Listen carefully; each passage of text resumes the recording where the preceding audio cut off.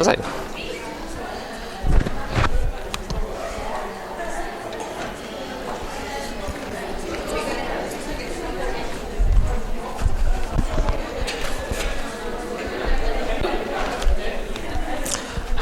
Okay, I'm guessing that's all of you.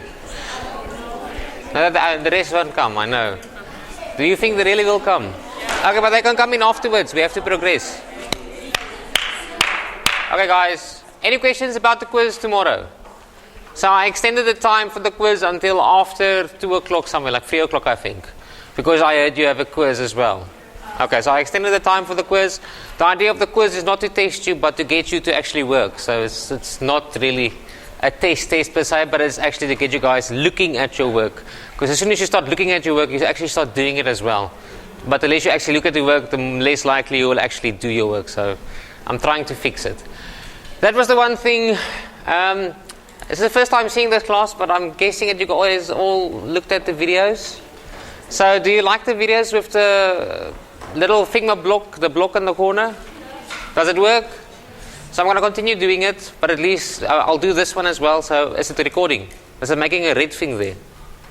Okay, so it's working. So I'll do these ones as well. Maybe they also work. Then I also uploaded just now. Go check your announcements. Do you see your announcements?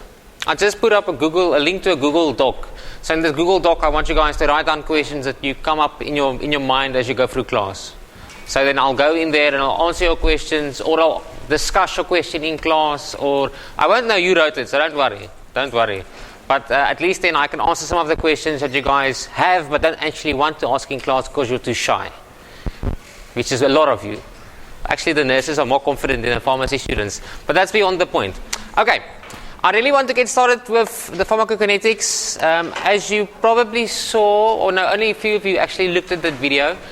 I didn't get through the entire class last time.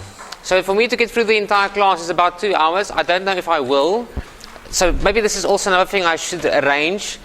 I might not actually get all the work covered in class. Then you'll have to go look at the videos to cover the rest of the work. Okay, very important point. All of the work I cover in class, etc., all stems from your handbook. So the handbook is basically copy-pasted onto my slides. I didn't say that. It's reworded onto my slides. So I did that for a few of you who don't actually want to go and buy the textbook, so you can just use my slides. I don't know what will happen next term or third term. So it'll work for now, but it might not work in term 2, 3, and 4. Okay, today we are talking about pharmacokinetics. And very important, there are videos already online for you. If you haven't looked at them already, why not? But go look at all your videos online. They are there for a reason, and most of the things I ask you will most likely come from those videos or similar. And where's my pointer? I also like asking questions in class, so you will get a laser if I ask you a question. All right. Now, these are the outcomes. I think I explained it in one of the videos. In one of the videos, I went through part 2. It says part 2 in the video title. I went through a few of the outcomes and I explained how the questions would be structured. So you have an idea of how the questions would look in come test time. So those are, just go look at the video. At the end of the video, I explain all of the outcomes I listed here are the same outcomes that you would find in your textbook. Okay, exactly the same. So I basically reworded them from the textbook, and these are the kind of questions I would ask you. Maybe a little bit easier, maybe a little bit more difficult. No, I'm lying. They would probably be the same. Probably the questions would probably be the same. Okay. Anyways, moving on. So I tried from here. So let me just get a scope of what you guys know. I think you guys all did hub, so you know that the body is homeostasis, ne? You know, during homeostasis, it seems like things are standing still, because I'm standing still here, but as I'm standing still here, 1,000 processes are happening inside of my body. Okay, so that's basically these processes that we want to target. So the example I thought of, so for today's kinetics, today we're talking about only pharmacokinetics, not dynamics. Dynamics we'll get to. But pharmacokinetics is basically the science of, not the science, it's basically what does your body do to a drug. So, you have a mosquito bite right here. No, let's say mosquito bite is terrible. You have a bee sting right here. This bee sting is causing you to get an asthma attack. So then you take something like a glucocorticoid cortisone, and then you have effects here and you have effects in your lungs. Why does it happen? How did you take it orally and you got an effect here? So pharmacokinetics is trying to describe all of that. How a drug distributes throughout the body. How does it actually end up where it ends up? Have you ever thought about it? If you take your grandpa, how does a grandpa know you have a headache? Grandpa doesn't know. No one knows. So not one of the tablets knows exactly where it is. It just goes there. How does it get there? Pharmacokinetics. So today is all about pharmacokinetics, how the drug moves through the body. Okay. And this thing about homeostasis and how we disrupt homeostasis to get pharmacological effects really comes more into play with pharmacodynamics. So for pharmacokinetics, we're just thinking about movement. And movement is dictated to us by ADME. So think about the grandpa, absorption. You take the tablet. The tablet must be absorbed. So remember, everything in your stomach, in your gastrointestinal tract, is not absorbed. Anything absorbed means it's in your bloodstream. So the tablet or the powder must first move from your stomach and your small intestine into your body to be absorbed. Then it's absorbed, so into your bloodstream. As soon as something is in your bloodstream, it is absorbed. Does it make sense? Okay. Then as soon as it's absorbed, it must distribute throughout your body. It must go places. So how does Grandpa know you have a headache? Grandpa doesn't know you have a headache. It just goes everywhere. And then by going everywhere, it eventually finds the right target and it can influence that physiological process and create an effect. Okay, but that effect, pharmacodynamics. And the last two, metabolism. How a drug is destroyed by our body or made inactive by our body and thrown out, metabolism. Metabolism and excretion are kind of the same. I think I also mentioned it on the videos. So your body might metabolize something by simply peeing it out. Or your body might need the liver to break down a certain medicine before it actually pees it out. So in some cases your body won't be able to pee it out. In that case you actually need to destroy the molecule first or change the molecule. So it's more water soluble so you can actually get rid of it. But I think we'll discuss that more towards the end. For now, you should be with me on ADME. Pharmacokinetics really comes down to ADME. And today we want to discuss all of the things influencing ADME. At me. Alright. Over here I have a little example. So think of the red as where the tablet actually is at the moment, or where the drug is. Remember we spoke about a drug. A drug is inside a tablet is a medicine. Did you remember that from the previous videos? Hello! Do you remember that from the previous videos? So we have an active pharmaceutical ingredient inside of a drug, or inside of a medicine, a tablet for example. So a tablet is the final medicinal product and it has an active pharmaceutical ingredient. So in this graph here, I'm showing you how the active pharmaceutical ingredient of the drug, or let's say for example in this case paracetamol, is spreading throughout your body. So first you would take it and it would spread only locally. So as it dissolves and disintegrates and gets absorbed, it'll be only in your stomach or only in your gastrointestinal tract. Then as it absorbs, it will head into your circulatory system, your bloodstream. So as soon as the drug is in your bloodstream, it's in your body. Then it's in. Not just semi-in. The stomach is semi-in. Inside of the bloodstream is in. That means it's inside your body. Then from inside your bloodstream, it will distribute to various tissues. Now you can see it's kind of being dissolved throughout the rest of the body. Can you see that? So it's kind of going everywhere now. So Grandpa wanted to go to the headache. Grandpa is now there. You see there? Grandpa, he got there. Grandpa is the red piece, or the pinkish part of this image here. Okay. Then, as soon as it gets distributed to the kidneys and the liver, it gets metabolized. During metabolism, it might be excreted directly, or it might be made into inactive form. It can be excreted later. And then finally, most of it will concentrate and then you'll excrete it. Does that make sense so far? Can you see ADME is on this image? This image here actually describes the entire pharmacokinetic process. So, this graph, what we use to describe pharmacokinetics, is called the concentration time graph. So, initially here, this is your blood concentration. So, this is representing your blood plasma. That part there. So, initially when you take a drug, your blood plasma concentration will be 0. There. Then as it's being absorbed, the concentration in your bloodstream will start picking up. And then it reaches this certain peak. At this peak, all of the drug inside of your gastrointestinal tract has now been absorbed. Now it's starting to spread throughout the body. Then you get distribution. The distribution is kind of between these two phases here. You get distribution. And then after distribution, your body starts eliminating the drug. Now you're in the elimination phase. Elimination really refers to metabolism and excretion. So both of those kind of happen concurrently. And that describes everything about pharmacokinetics. Done. I'm just kidding. So there's a lot of things inside of this that we're going to go into detail now. But if you're following me up to this point, you are on top of things. Are you on top of things? Any ideas? White flower, lotus. Can we call you Lotus? So tell me, are you with us? What does the A stand for in ADME? Yes, I see you. What does the A stand for? Absorption. Okay, what does the M stand for? You're laughing too nice here. Pink. Metabolism. The M? Say it again. Perfect. So, that's actually a good point that you mentioned it now. Metabolism has a few names. It could be elimination, could be metabolism, could be biotransformation, any one of those. What does the D stand for? No, don't think anything funny here. You're wearing a very black shirt and you're thinking. What does the D stand for? Okay, you guys are on top of it. I'm happy. We can continue. You can nominate the person if you're completely clueless.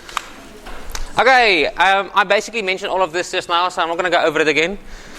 Mentioned all of that just now. And okay, then I want to go into this section here. Do you know that we are basically fluid-filled sacs? Okay, so add me, you guys have so far. Now, let's just quickly skip the absorption. We'll go back to absorption just now. Just quickly think about the distribution of a drug.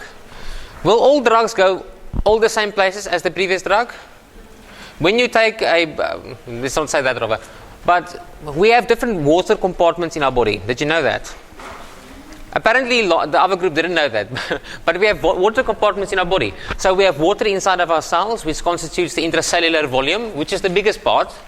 And we have water inside of our blood plasma, of course, 3 liters in 5 liters. And we have water between the actual cells as well, the interstitial space. And a drug can not necessarily go into all of these places equally. There's a lot of things that influences that. Okay. Keep that in the back of your mind. I don't want you to think about it too much. We'll go into that. What I just said also links to this, but maybe we'll do it at distribution itself. Just so I don't confuse you guys too much accidentally. Okay. So, you have barriers. You're absorbing a drug, but the drug doesn't go necessarily everywhere where you want it to go. It might go to places you don't want it to go. Distribution, but we'll get into that more now. Distribution and absorption have a lot of things in common because for something to be absorbed, it must also cross a lot of barriers. That's why I wanted to mention that part. Okay, so for absorption, we have 4 things that are really paramount to absorption. The first thing is solubility. And this really refers to oral dosage forms. Yes. Are you calling her? Did you see her? Okay. So this really refers to oral dosage forms.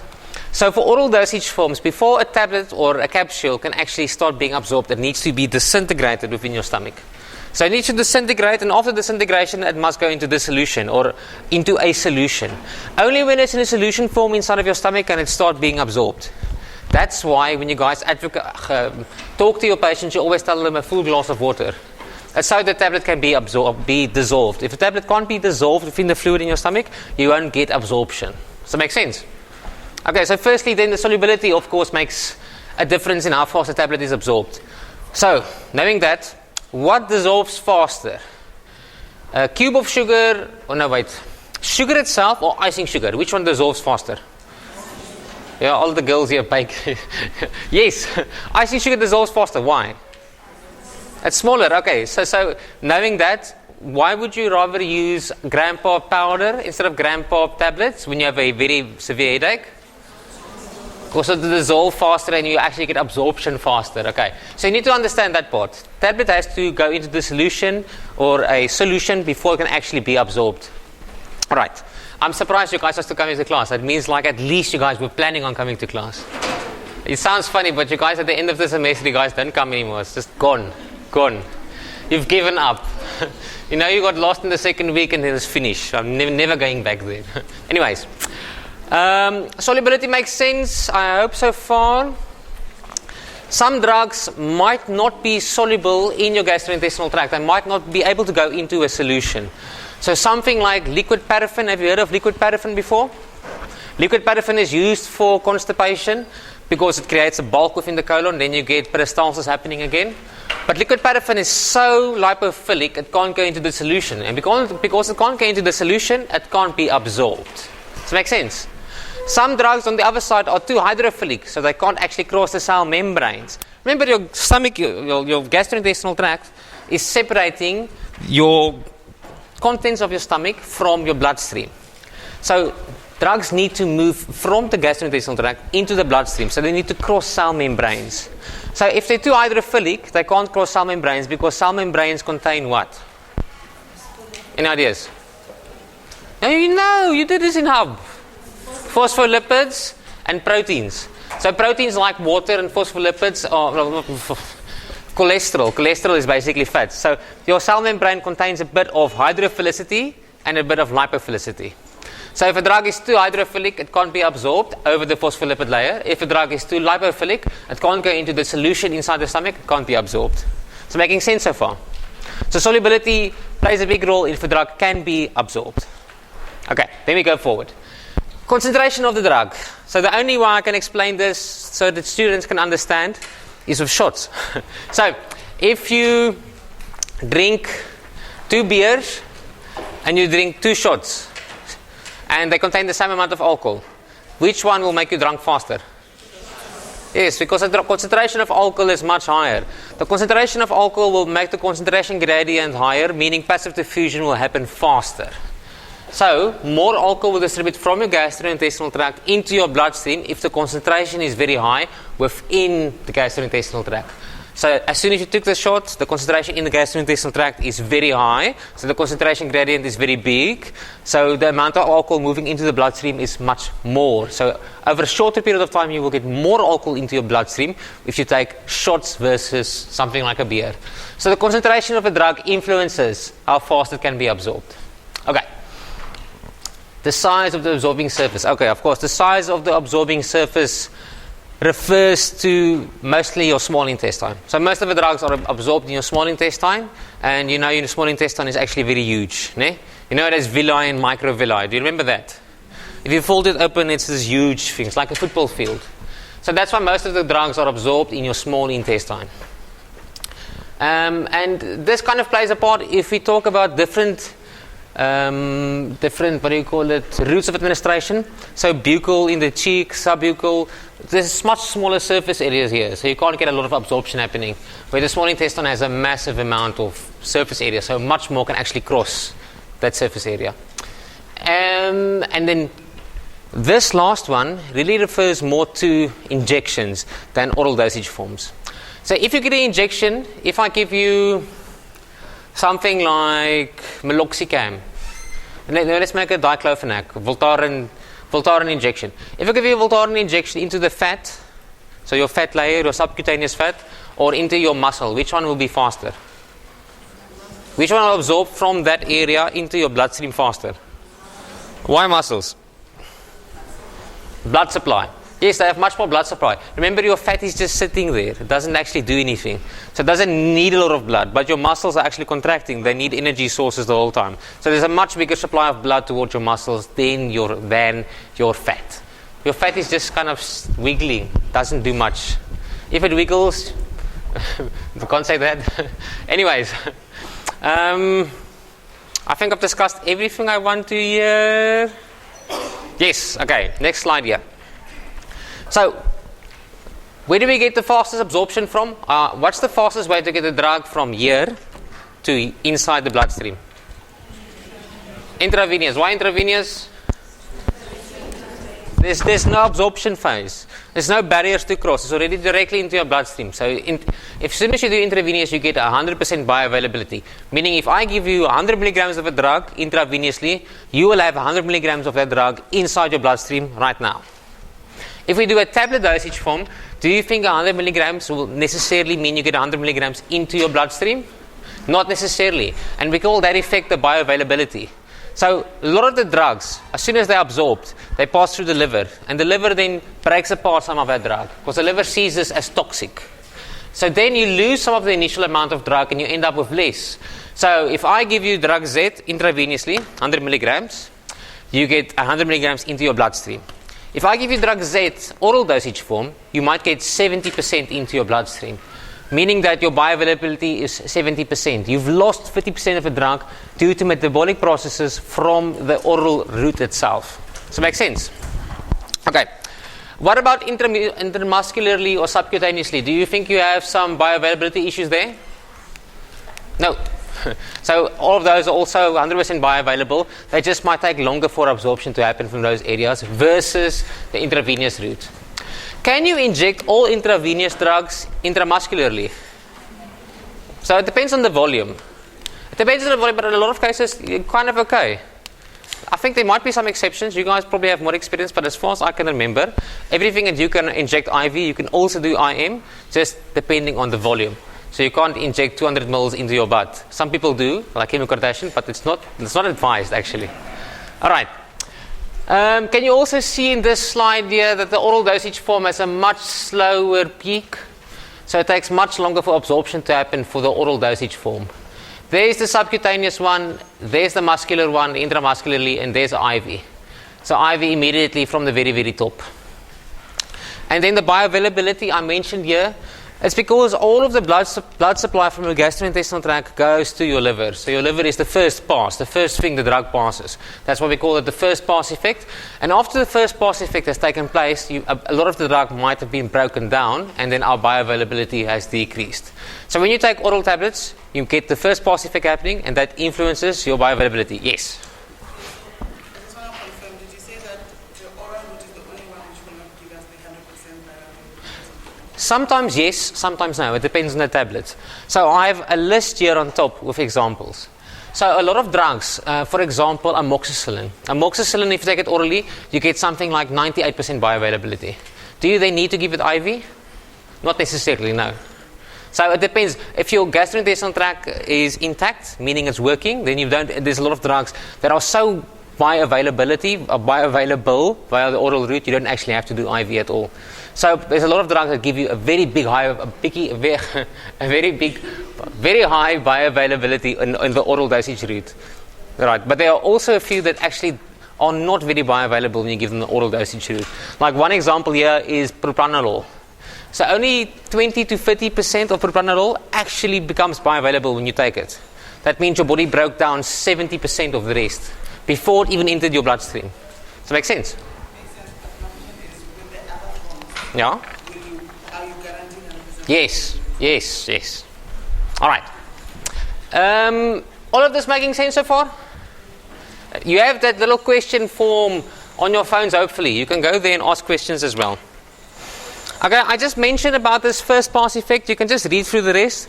But I hope you understand that it's when you take a tablet orally, your gastrointestinal tract, the blood flow from your gastrointestinal tract. Remember, your gastrointestinal tract is where where the absorption is happening. So as soon as the drug is absorbed from the gastrointestinal tract to the bloodstream goes to the liver. And in the liver, there's a breakdown of that drug. So you might get a drug broken down a lot in the liver, and that's the first pass effect.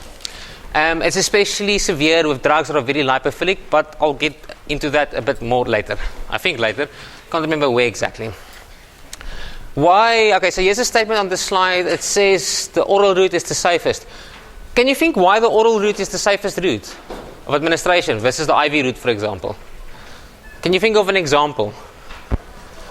Think of when you got very drunk at the party and you want to take this dare, and the dare is, instead of doing 20 shots, just inject 20 shots. Remember, if you took 20 shots, you can still vomit. You can get rid of the shots before it gets absorbed. But if you put the 20 shots into your IV, you're dead. You can't get it out again. You can't go and filter the bloodstream quickly. There's no dialysis machine. It's done.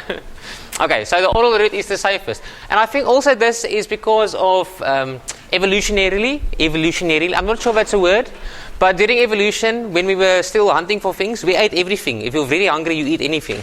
So we were eating everything. So our body had to detox things as we were eating it. So I think from an evolutionary perspective, that's why it's so much safer, the oral route versus the IV route. The IV route, you're bypassing the body's defense mechanism. So you're going directly through the skin, directly past all the gastrointestinal tracts, etc., into the IV, into the bloodstream. So you're bypassing everything. That's why it's so much less safe. And that's what I want to mention there. Okay, I think I've mentioned this a little bit. So every drug molecule is different. Some drug molecules are very lipophilic, some drug molecules are very hydrophilic. If a drug molecule is too lipophilic, it cannot be absorbed. If a drug molecule is too hydrophilic, it also can be absorbed. So a drug molecule has to have a balance to be absorbed.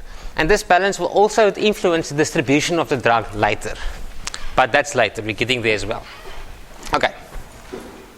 Oh, and of course, you remember that word amphiphilic? Of amphiphobic, of amphi something? Amphiphatic? Have you heard of that word? Meaning a drug molecule has both. It can be lipophilic and hydrophilic at the same time. Have you heard of that word? I remember the nurses taught me that word last year. We don't use that word in pharmacy, but I learned it now. Once again, I've kind of mentioned, no, not all of this.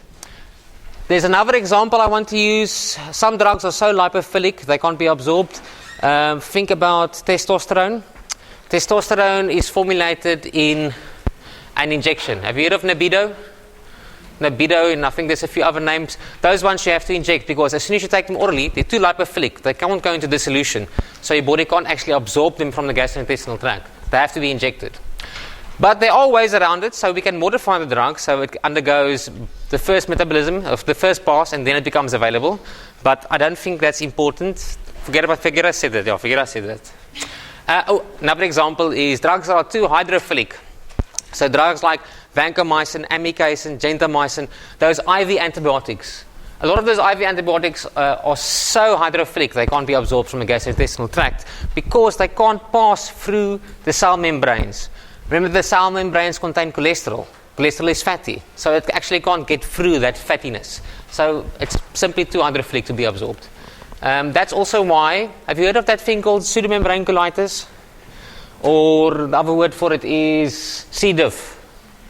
You must have heard about C. diff. Clostridium difficile infection you get in the hospital if you've been taking antibiotics for too long. Anyway, C. diff infections normally result in a bacteria called Clostridium difficile causing these big ulcers in your colon. So one way to treat it is to give a person vancomycin because vancomycin is so hydrophilic it can't be absorbed. So the antibiotic then stays in contact with the organism inside of the gastrointestinal tract. And you don't actually get absorption. If you don't get absorption, you don't get any side effects. So there's a clever way of actually using a drug's disadvantage to your advantage. The drug can't be absorbed, but because the drug can't be absorbed, the drug stays in contact with the bacteria for longer inside of the stomach. So it has more time to work. Does it make sense? For some of you, I'm thinking it makes sense. Some of you didn't follow me now. Okay. I hear something. If it's not making sense right now, put it on the group thingy. Then I'll answer you guys later again. I'll give you another explanation in a word form. I think I mentioned this already as well. Area absorption, I kind of mentioned it. Oh yes, this one. What if a person has diarrhea? Do you think they'll have good absorption? Of course not, because if you have diarrhea, your body is trying to expel something. Think about traveler's diarrhea. Most cases, if you have traveler's diarrhea, you ate some Shigella or something that your body shouldn't have gotten in.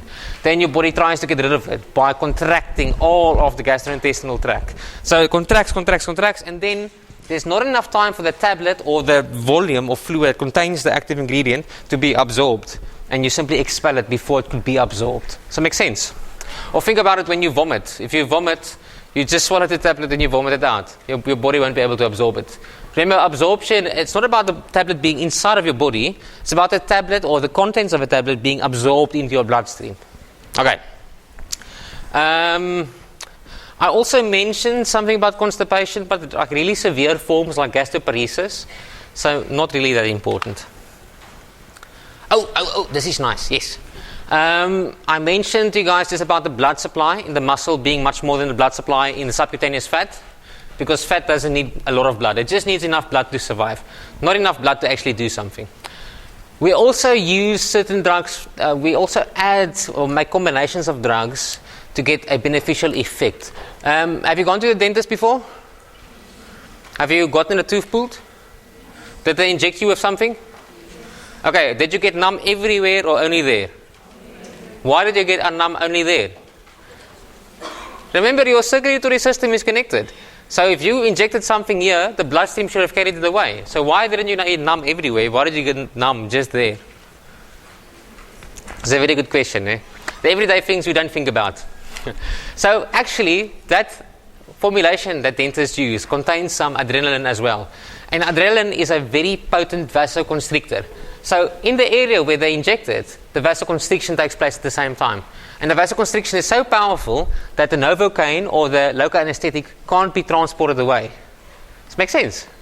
And the reason why you don't feel something is because they completely suppress the sodium channels from opening, so you don't get action potentials from generating. So imagine you suppress all of your nervous system sodium channels. Then you won't be able to communicate and you'll die. There must be some communication happening. Your medulla is telling your heart to beat now. If you suppress that, your heart stops beating, dead. So there must be some communication. So what I'm meaning here is Novocaine is actually a very dangerous drug, but because we formulate it with adrenaline and we prohibit it from distributing throughout the rest of the body, we actually make it much safer. Does it make sense? I've got a few yeses, so I'll take the yeses as yes. And I'll take the nothings as no's. But you can write down on the thing. Now we get to drug distribution. How long have we been giving class now? I'm seeing some guys are fading. What? 18 minutes? They're gonna... Hi? What time did we start? Oh, but it's the computer's fault. Hold on. Yeah, the computer says it's half past. I wanted to say, if that's 18 minutes, how am I going to do 2 hours of this? Anyways, beyond the point. I think let's go another 15 minutes. After distribution, we can take a break. All right.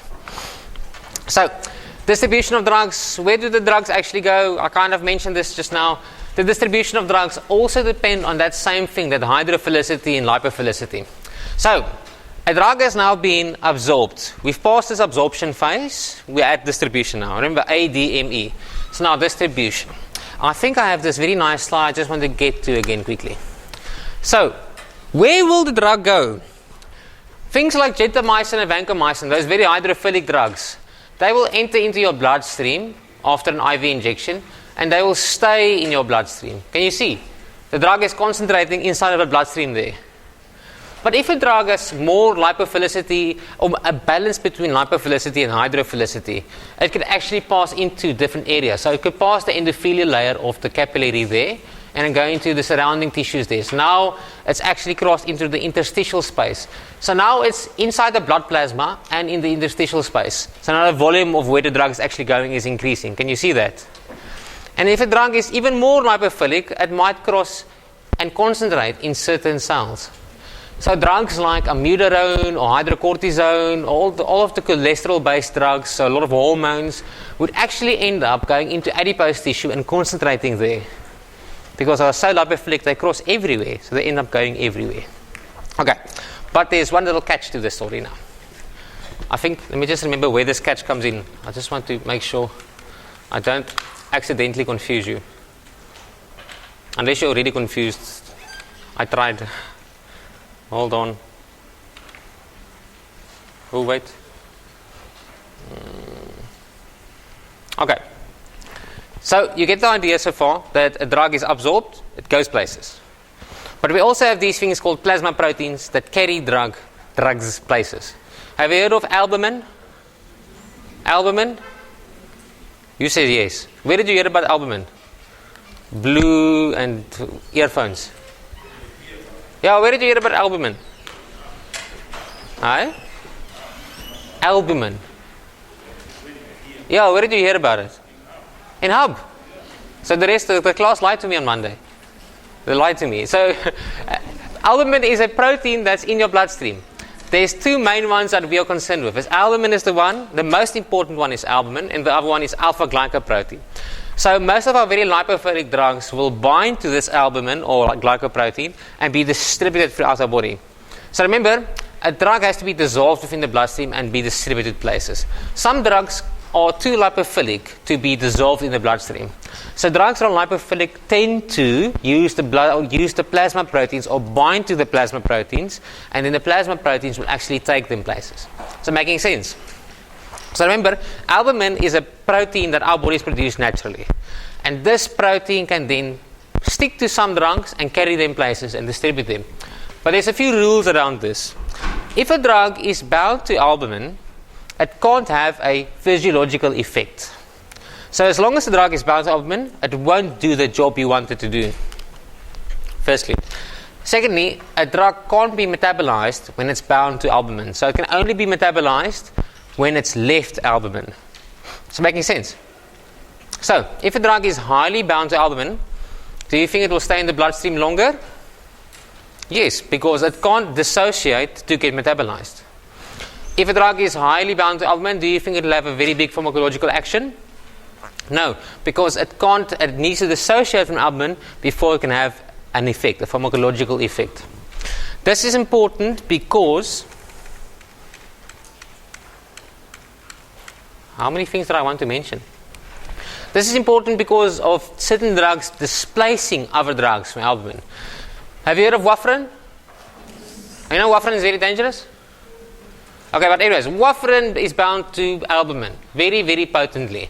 As soon as you take a different drug, something like phenytoin or valproic acid or something that is bound to, also bound to albumin, it can displace the warfarin from the plasma protein. So remember, only about 3% of warfarin inside of the blood, inside of the body is active at any given moment. The rest of the warfarin is bound to the plasma protein. So now if you give another drug that displaces warfarin from the plasma protein, we have a much, much, much bigger effect of warfarin than you actually want. So then a person's INR might shoot through the roof. You know INR? Okay. So in other words, if you take warfarin and you take your phenytoin at the same time, the phenytoin might interact with the warfarin by displacing it from the plasma protein. If the warfarin is displaced from the plasma protein, you might have 7% available, not 3.6%. And 7% might give you twice the effect. So if your INR was 3, your INR might now be 6. If your INR is 6, do you think you might get internal bleeding? It's a possibility. It's a possibility. Definitely, but possibility. You're definitely increasing your chances here. Do you understand this basis of this interaction? There are so many drug interactions that rely on displacing each other from blood plasma proteins. Really is something you guys have to stay on top of. That would be interesting. Okay, let me just remember where I want to go as well. Okay, there are 3 ways that drugs are moved through the body. I just want to mention that this is just like memorizing work for you guys. The first one is via filtration. Drugs that are very, very small can be filtered through to different areas. So that's not a lot of drugs that are actually very, very small. Most of the drugs that we take are kind of big molecules, and they go through with passive diffusion. Passive diffusion is reliant on a drug being lipophilic and hydrophilic enough to move through cell membranes. So I really want you guys to not focus on the small molecules or the active transport way of distributing drugs, but the passive diffusion that relies on the drug's lipophilicity and hydrophilicity. That's by far the most important, and this basis influences a lot of the drugs' mechanisms later in pharmacology, or where they can go later in pharmacology. Okay. Not very important to mention that. And I think you guys remember how... Don't worry about the active carrier transport too much. Do you remember how diffusion works? High concentration, low concentration. Which way is it going to go? That way. Big, small, that way. Okay? And I don't want you guys to remember too much about active transport. Plasma proteins is the one I really want you guys to know a lot about, but I think I've discussed it a little bit now. Solubility, don't very much. Of course, where will a drug go the most? So if a drug is very hydrophilic, a drug is concentrated in your bloodstream, do you think it'll get contact with the central nervous system a lot, or will it get contact with the kidneys a lot? If a drug is very hydrophilic, will a drug get contact with your brain, your central nervous system, or will it get contact with your kidneys more? Which one? Oh, you guys already have that one. Yes, of course, because it can't get to the brain. There's something in the brain called the I can't say that word, BBB, blood-brain barrier. Whew. Blood-brain barrier. So the blood-brain barrier is basically a mesh of glial cells, if I can remember correctly. But this mesh just makes sure that nothing enters into the central nervous system without having to must be there. So most of the things in the central nervous system, most of our drugs that we give to a person to get into the central nervous system are very, very lipophilic. So very, very lipophilic drugs can cross it. And also some drugs that look so similar to endogenous substances in our bodies that we have a transport protein that actually takes it and moves it over the barrier. So what I want you to know is the central nervous system is not easy to actually get to. If a drug can cross into the central nervous system, you will have much more side effects. Quick example, have you taken antihistamines before? Of course. Have you taken allergics? Did you get tired? Some of you yes, some of you no. We'll get into the reason for that as well. Side effects are coming later. Have you taken Texa before? So on the one side, you've got an old generation antihistamine like Texa, like chlorpheniramine allergics, and you have a new generation antihistamine like loratadine, cetirizine, desloratadine. There's a few of them. The big difference between the two is the one is very lipophilic, so it can actually cross the blood-brain barrier and it can cause this drowsiness. Where the other one is not lipophilic enough to actually cross the blood-brain barrier, so it gives you antihistamine effects peripherally, meaning your body. Doesn't get into the brain. Does that make sense? So the side effects, you can expect drowsiness because you know it's going to reach the central nervous system. Do I have you guys? Making sense? Do you want your 5-minute break? Take your 5-minute break, please. And look alive.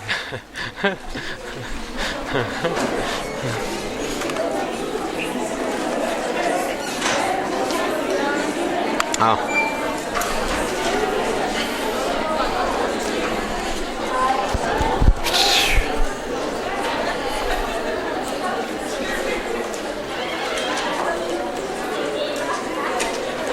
Hello.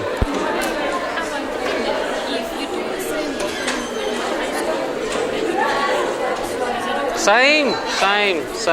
Exactly the same. Both classes are the same. I do the same class twice. Okay, and then Wednesday's quiz, that wasn't important. Wednesday, Tuesday's quiz. No, it was really to find out about the OD venue.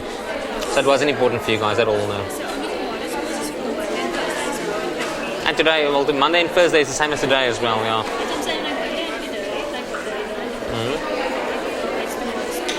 like Yes. That's very important.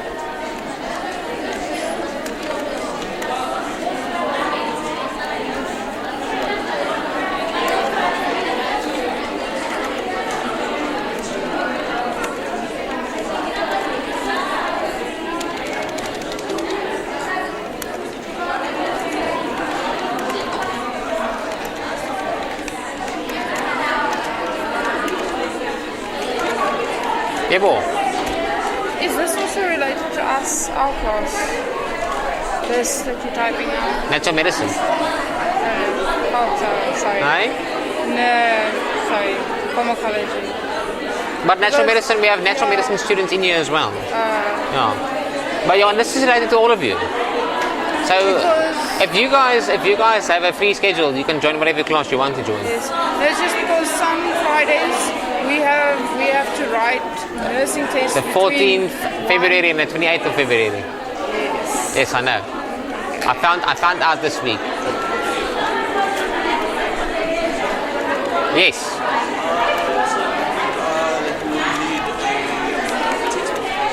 Not for the first term. The second term maybe, but not for the first term.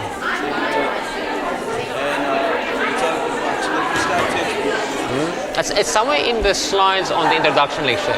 So the name of it's somewhere in there. Just go double check in the introduction lecture. I put it in there somewhere. Just double check for it. But for now, the first time you should be fine about it. Yeah, you'll be okay with now. But a second semester, no promises. No, not the second semester, second term, no promises. Don't know what will happen. All right.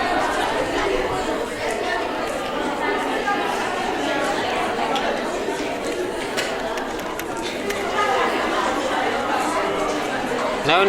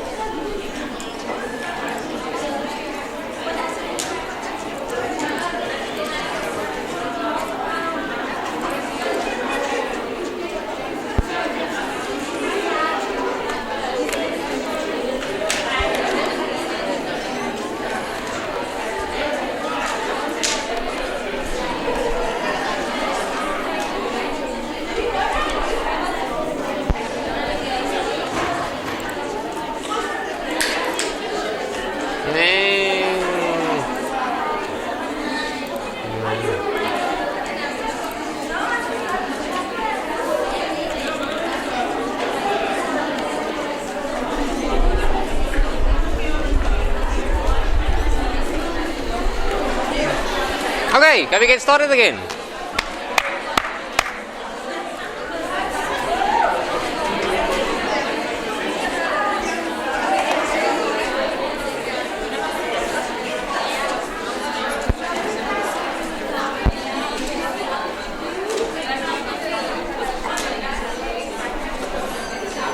Okay guys, let's get started.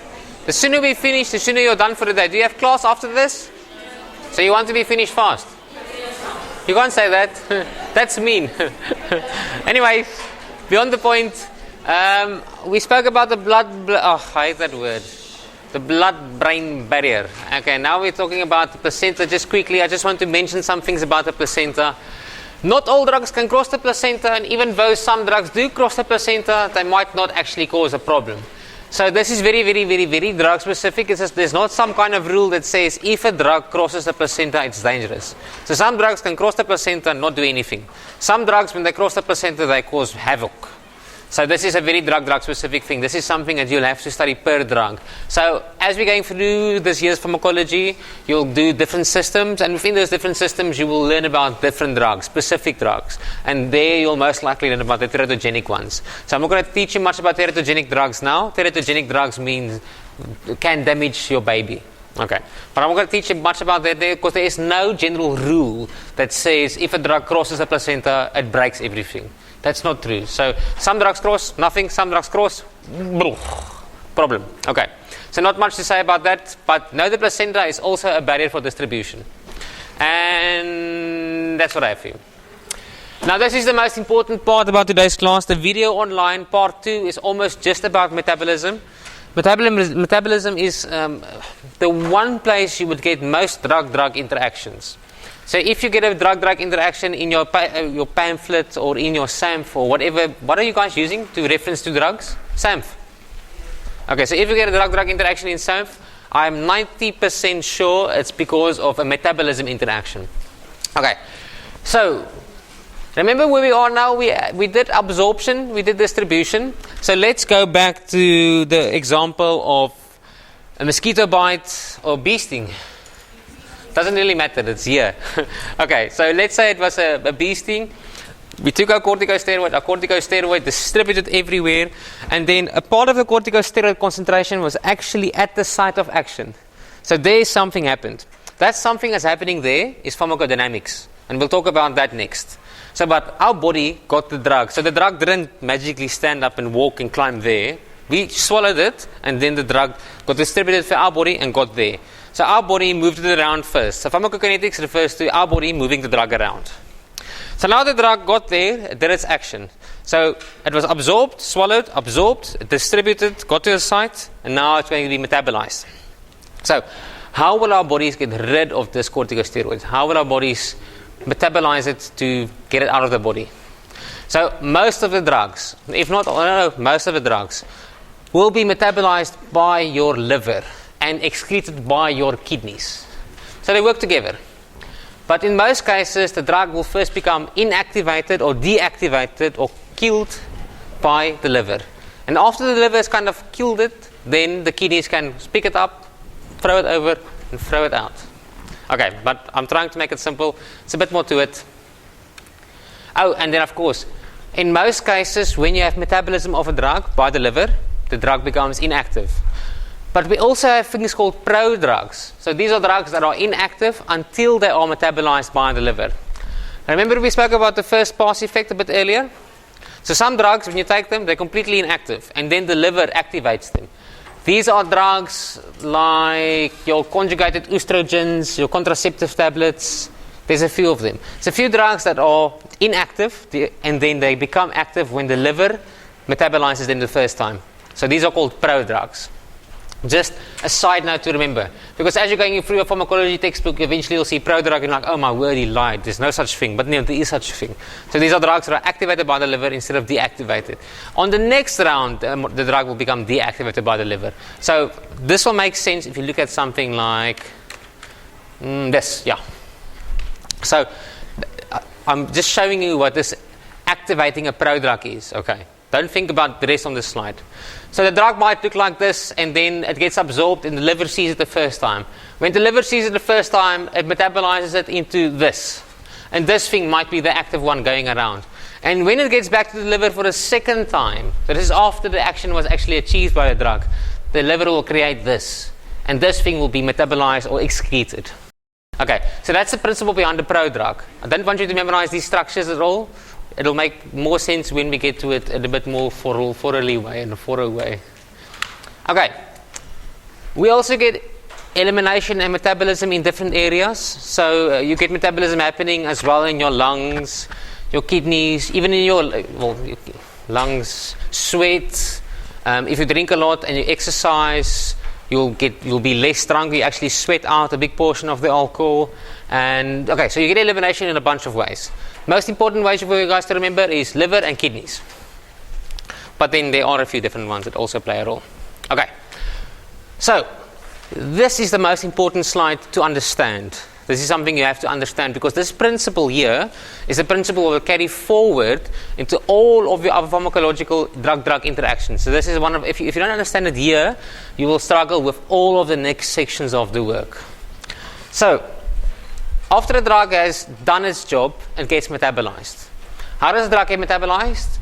First, in most cases, it goes under first a phase 1 drug interaction, not phase 1 drug metabolism. So during phase 1 drug metabolism, your liver sees a drug, it takes it, and it breaks apart a section of the drug. So let's say, oh nice. Okay, so imagine this is the drug. Your liver is getting this. So now your liver remove this cap, and then the drug is going again. So that's phase 1 completed. So after phase 1, a functional group, let's say this is a functional group, so this could be a hydroxyl group, for example, is removed from the structure. And then when phase 2 comes, I don't have a nice bottle opener or something now, but here, in phase 2, something is added to the drug, and now the drug can be taken out of the body. So phase 1, something is taken out of the drug, or something is made available in the drug, a functional group, and in the next reaction, phase 2 reaction, something is added to make it more hydrophilic. So in this case, we made it more pretty, not hydrophilic. So it's prettier now. Would you buy this? Maybe a good sales pitch first. That was the sales pitch.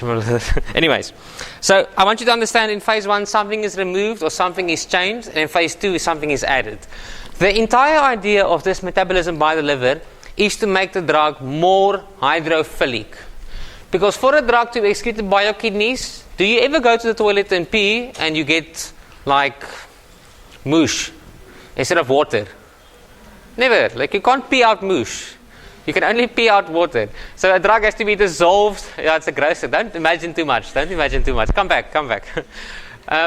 But your kidneys can only filter out watery substances. So the drug must be made hydrophilic, watery. Otherwise, it can't be dissolved in the urine and can't be expelled from your body. Making sense? Okay. And that's why we have these 2 phase reactions here. Phase 1 reaction, removing something. Phase 2 reaction, adding something. But of course, then, we also have drugs that don't actually have to be metabolized by the liver at all. Some drugs are hydrophilic enough, they're just excreted as is. So, if I gave you a big dose of vancomycin, I love using vancomycin. If I give you a big dose of vancomycin, 1 gram, and I collect all your urine for 24 hours, I will probably get 1 gram of vancomycin somewhere in your urine. So some drugs are hydrophilic enough that your kidneys can just get rid of them. Doesn't have to change much. It's hydrophilic enough to go into the kidney and the renal system and be dissolved there. So you just throw it out. Does that make sense? So some drugs don't go through this phase 1 and phase 2 metabolic reactions in the liver. They just go straight through. Straight through. Okay. Do you see that we have a lipophilic drug on this side, and this side we have a hydrophilic drug? Do you understand the idea that the liver is actually trying to make it more hydrophilic? Because if the liver can make it more hydrophilic, we can get rid of it. Have you seen that your urine is very yellow? Do you know why your urine is yellow? Any ideas why is your urine yellow? Have you heard of bilirubin? Yes. Okay, so bilirubin is a breakdown product of your red blood cells. Know that? Okay, so bilirubin is a breakdown product of red blood cells. Didn't you know that? What about hub? Didn't you have hub? Okay, but follow me here. This will maybe help you guys with clinical things as well. So, bilirubin is a breakdown product of your red blood cells, ne? Oh, didn't you hear that part? But I get excited when I see you guys don't know something and you want to know. Anyways, bilirubin is a breakdown product of your red blood cells. Go back and just slow-mo it. Bilirubin is a breakdown product of your red blood cells. Must I give you a class like that? Guys, I will be so bored, I'll sleep. Not even you guys, I'll be sleeping. So, when it's broken down, bilirubin is in the bloodstream. Okay? So then you get 2 versions of bilirubin, conjugated and unconjugated. As soon as bilirubin is conjugated, it can be dissolved in urine and you can pee it out. So what gives your urine that yellow tinge is conjugated bilirubin. When your liver has failed, you can't actually conjugate bilirubin anymore. If you can't conjugate bilirubin anymore, you can't get rid of bilirubin anymore. And what happens to you? You become yellow. You become, no, I'm just looking at you because you seem so shocked. But if a person has liver failure, they can't conjugate bilirubin anymore, and then the unconjugated bilirubin and let's just say unconjugated bilirubin tends to build up in the bloodstream and distribute, and the person tends to get this yellow tinge. Have you seen a person with real jaundice? Real jaundice. He's got so much bilirubin in that body, it's just everywhere. And it's either his kidneys couldn't expel it or his liver couldn't conjugate it. One of the 2 reasons. And that's why he's becoming so yellow. Okay, so conjugation reactions is one of the main things our body does. So it takes something and conjugates it onto that bottle there. So you see that bottle? We've taken off the cap here. And this is a conjugation reaction. We're adding it, and then it's now water soluble. And now we can get rid of it. Okay, I think all of it's making sense. And then, of course, we have a lot of drugs that are active. And when they get metabolized, they just go into a different form of being active. So you get drugs that have active metabolites. So after it's been metabolized, it's still active. And then it's metabolized again, and it's still active. So these drugs have a longer pharmacological action. And I have a few examples for you here. Somewhere here. Okay, but before I get to that part, let's do this first. I think I've mentioned that enough. So I just want to quickly on the phase 1 reaction. So remember in the phase 1 reaction I said we changed something. So over here, this is phenobarbital. Phenobarbital we use to anesthetize people, not anesthetize. It's not a local anesthetic, it's a hypnotic agent. So it kind of makes you wheezy and tired. So our bodies would do a hydroxylation reaction in the phase 1 part. You don't have to know the structures, you don't have to know these names. I want you to understand the broad idea of phase 1 and phase 2 reactions. So in a phase 1 reaction, this part here might be removed and something might be added to make it more reactable. Or this part here might be removed and something might be added to make it more reactable. That's the phase 1 reaction. And that's all you really need to know. Okay, I lied. There's a little bit I wanted to add here, I forgot to add it. So this phase 1 reaction we have, this reaction changing something about the structure is normally achieved with cytochrome enzymes. Just write down cytochrome P450, CYP450, CYP P450 or CYP450, something of the sort. Cytochrome CYP450. So most of these reactions are done by cytochrome enzymes. Cytochrome enzymes are the ones that would actually remove a functional group or change a functional group. CYP450. Don't worry about the cytochrome. I don't expect you to write it down. If you just say CYP, I'm happy. CYP. Okay, so most of these phase 1 reactions actually happen with cytochrome enzymes. Cytochrome P450 enzymes. Okay. And then in phase 2 reactions, we add something. So we have some conjugation reaction, or we have some, I can't remember all the names, but we have a lot of different names here. But something is generally speaking added. So look at aspirin here, for example. Aspirin is absorbed like this, and then one of the cytochrome enzymes might do one of these reactions, and then we get this structure in phase 1. So this structure here is more water soluble. Does that make sense so far? And then this one is also more reactive. And this part here is the reactive part. Okay, it's not 100% true in this case, but just imagine it is. So this part here will then be substituted, or something will be added to it, like this glucuronide group here. Does that make sense? And this glucuronide group with the aspirin here, with the salicylic acid here, will be excreted by the kidneys. Yellow, think of urine. Does that make sense? So our bodies add something. This glucuronide was made in our bodies. So our bodies add something so we can get rid of it. Okay, you guys with me? That really is the gist of the phase 1 and phase 2 reactions. But there are a lot of issues around the phase 1 reactions, and this is what I want to get at. Well, yes and no. Okay. Is phase 1 and phase 2 making sense so far? Okay. What I quickly want to stop now is just an example of how drugs transform in the body. So we have, on this slide here, we have diazepam, prazepam, oxazepam, lorazepam, alprazolam. All of these are very, very, very structurally similar. Don't worry about the names exactly. I just want you to see that they are all very, very, very similar. Okay. Our body converts it with cytochrome enzymes and conjugation into different forms after metabolism reactions, phase 1 and phase 2.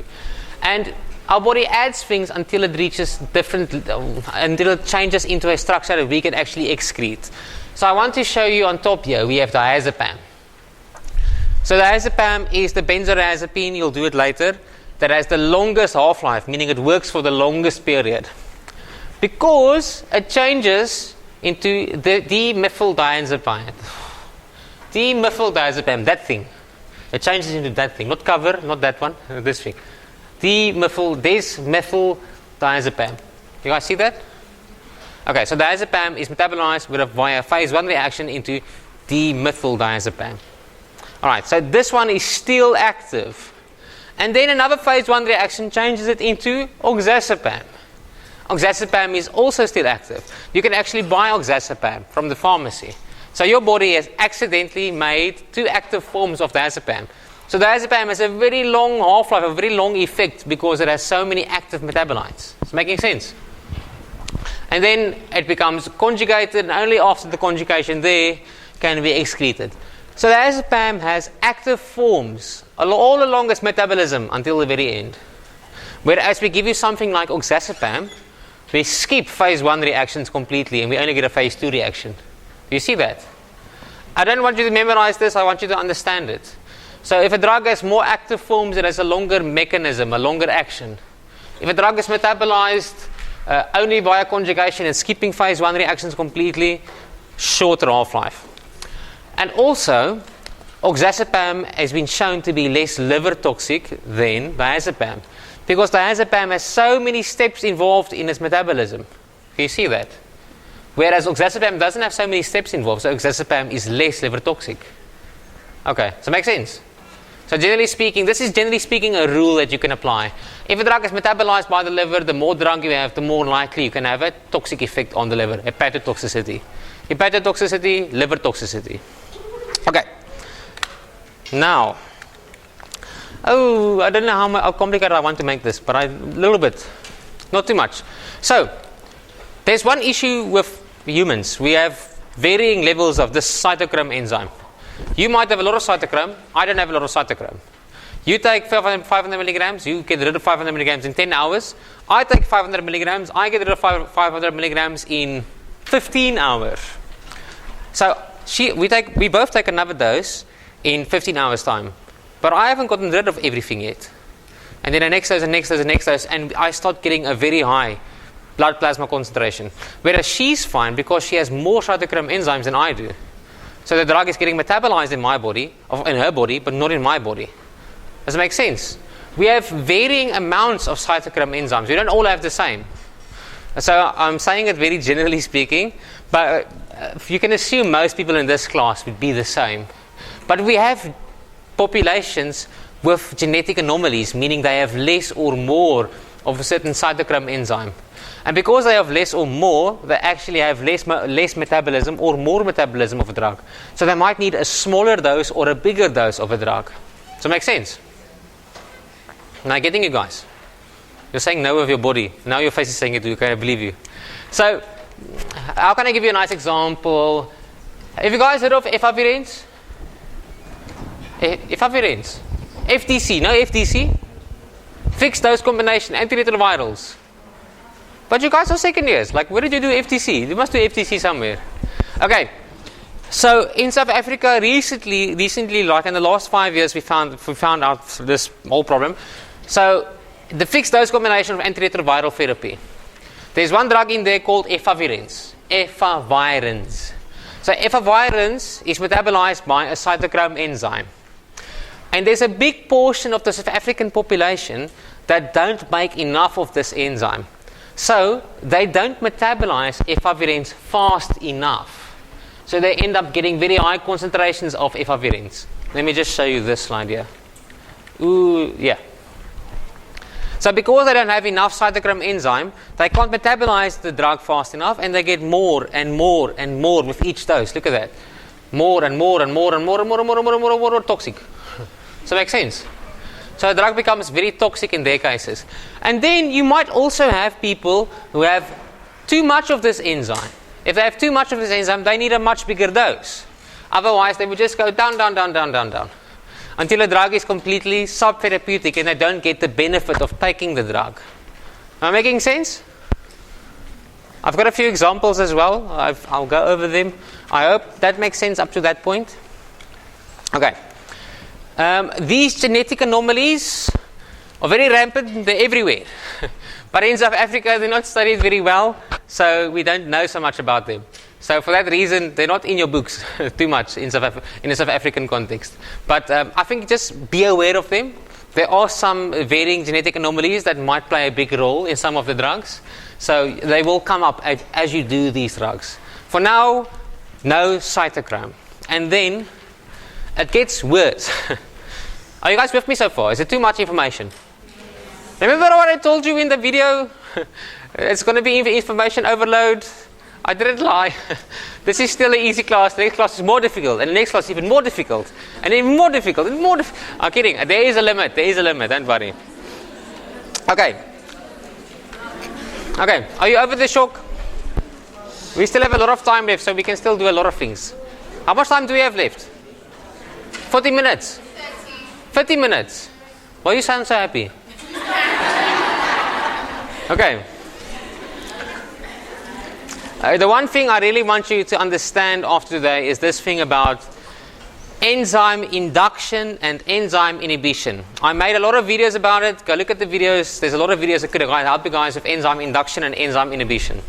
So, certain drugs, if we take those drugs, they force our liver to make more of the cytochrome enzyme. And other drugs force our liver to make less of the cytochrome enzyme. So, if we have less of the cytochrome enzyme, what do you think will happen to the metabolism of a drug? Faster or slower? Slower. If we have more, ne? I said more. Yes. Yeah, if we have less of the cytochrome enzyme, what will happen to our metabolism? It will be slower. We don't have enough enzyme to break down the drug product. If we have induction, so meaning if we increase the amount of enzymes, what will happen to the faster? The drug will be metabolized faster. So we have a lot of drugs that actually cause enzyme induction and enzyme inhibition. These two are very, very important because most of your what's that word I wanted to use? Most of your, not contraindications, interactions, drug-drug interactions, stem from this fact. So, there's a lot of happening if you have HIV and TB, and you're using something like lopinavir, ritonavir, you guys don't know these names yet, but you have interactions between your HIV medication and your TB medications based on the same principle. Is this interaction a big problem? Yes, but if you know about it and you change the dosages, you can completely avoid it. Then nothing goes wrong. Then your patient doesn't have to fail the first line treatment, which is awesome. So knowing about it is the most important thing. This is actually interesting as well. So when I started working, it was in 2018, and then the South African government released information from 2010. So in 2010, this was discovered, but the South African government kind of missed it. So it was about using atazanavir and ritonavir together with rifampicin. So these are all ARVs. So all of these children were failing their ARVs. These are children using ARVs and have TB at the same time. All of these children were failing their ARVs, and no one figured out why. But it was because the rifampicin is an enzyme inducer. So the rifampicin caused the ARVs to be metabolized much, much faster. So now the ARVs are being metabolized so fast, they can't actually do their job in the body, and we don't get viral load suppression. We don't suppress the HIV, and the HIV continues to grow. Does that make sense? Simply because the drug-drug interaction was not recognized soon enough. It's actually ruined a few lives just based on a small little bit of knowledge that changed a lot of lives completely. Okay. Now I want to just give you an example here again. This example is also on YouTube, so I put this example for you on YouTube as well. There's a video where I have a lint and then I do this thing. That video, there's an example of enzyme induction and enzyme inhibition. So in this case, this is a person who had an organ transplant. Let's say he had a kidney transplant. If you have a kidney transplant, if I get your kidney, even though we have the same blood type and we are exactly the same, there's some small things about our immune systems that might say that kidney is not right for this body. So this happens in all cases. And then we have to suppress the person who received the kidney's immune system. We have to take the immune system and make sure it doesn't recognize the kidney and kill the kidney. Because the body thinks that this is not my kidney, I want to get rid of it. Which is actually terrible because the body is killing itself. But it's happening. So what do? We give this person cyclosporine or tacrolimus or one of these things. So cyclosporine is a nice example. So cyclosporine is metabolized by the cytochrome 3A4 enzyme. Once again, I don't want you guys to know this 3A4 story. For you guys, this is just cytochrome. So cyclosporine is metabolized by the cytochrome enzyme. If we use something like St. John's wort, so let's say this person had an organ transplant, they were taking this immune suppressant. This immune suppressant, cyclosporine, gave them a massive amount of depression. And then they went on to Google, and on Google they saw that you can get this natural remedy, St. John's wort, which is fine. But then they used it while they were using cyclosporine, which is not fine. And this St. John's wort actually causes enzyme induction. Enzyme induction meaning they're making more cytochrome enzyme now. If they made more cytochrome enzyme, they would metabolize the cyclosporine faster. So if they metabolize the cyclosporine too fast, they might not have enough cyclosporine left in their body. If they don't have enough cyclosporine left in their body, their immune systems would not be suppressed. If their immune systems are not suppressed, then the organ can be rejected. Do you know how many kidneys we have in South Africa every year? I think it's only 300, and I think the waiting list is thousands of people. So every kidney lost is kind of a big deal. So this interaction here would be catastrophic. Do we agree? Does it make sense? I try to do that one in steps. So the video has the steps. You can go and review the steps. And then alternatively on the other side, cyclosporine is also very, very toxic. So it causes severe nephrotoxicity, meaning kidney damage. So, if you take a drug that inhibits it, like itraconazole or ketoconazole or cimetidine, there's a lot of drugs, that inhibits the production of these enzymes, then we might have too much cyclosporine. If we have too much cyclosporine in the bloodstream, then we get nephrotoxicity. And nephrotoxicity meaning you could actually lose your kidney. So the same thing that was saving your kidney can also destroy your kidney. It's a very fine balance. Do you see here? Okay. Is it making sense? I have some yeses, which is better than nothing, so I'll take it. I've spoken about enzyme induction. I just want to show you a slide with a few examples here. I don't expect you guys to know these examples yet, but I want you to understand the principle of enzyme induction. When you see it again, which you will see it again in this term, next term, or some term, then you know what it's talking about. Or when someone talks about enzyme induction, you're like, have you heard about inhibition? I'm just kidding. And there's a list of inhibitors as well. Okay. What if a person has kidney disease? So what if a person, have you guys done the creatinine clearance? Have you done GFR? Glomerular filtration rate, have you heard of it?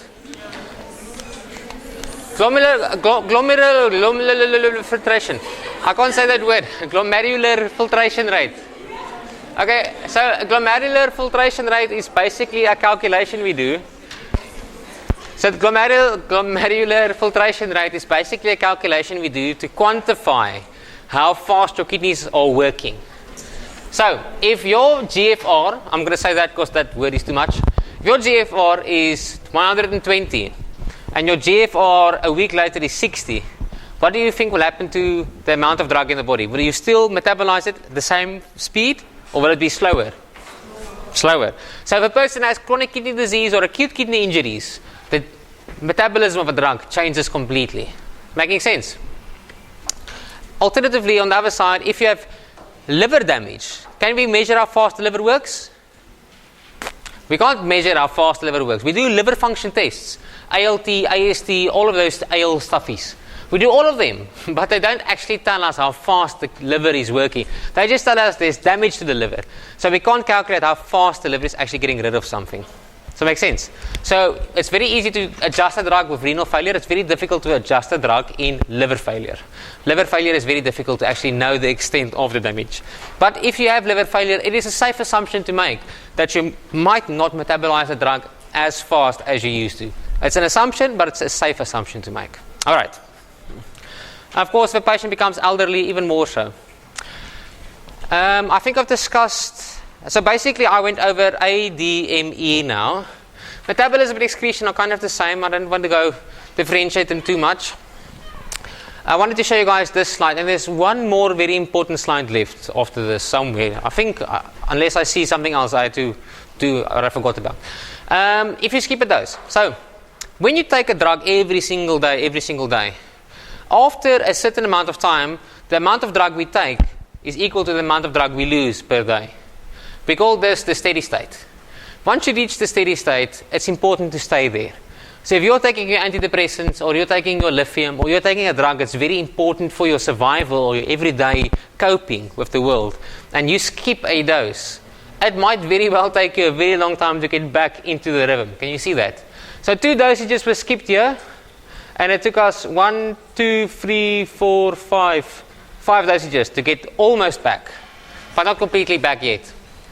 And as soon as you guys do antidepressants, for example, that you'll know that you only reach effective levels of, well, you'd only reach an effective state after about 4 weeks.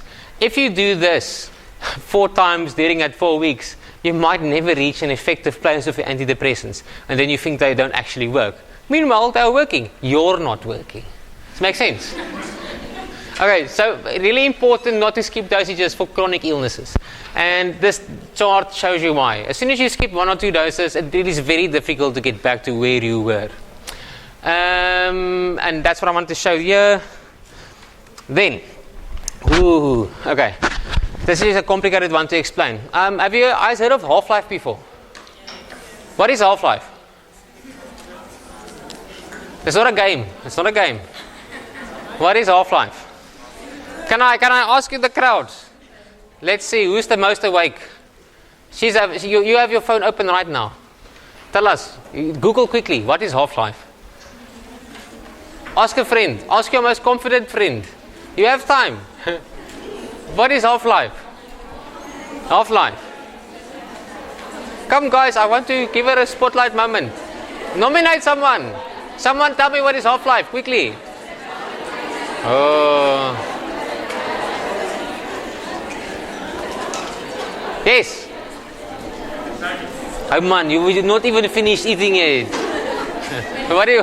Okay, tell us. Close, but not completely. This is why I left it for last.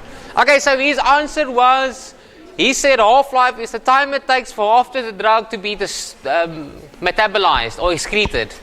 So yes and no.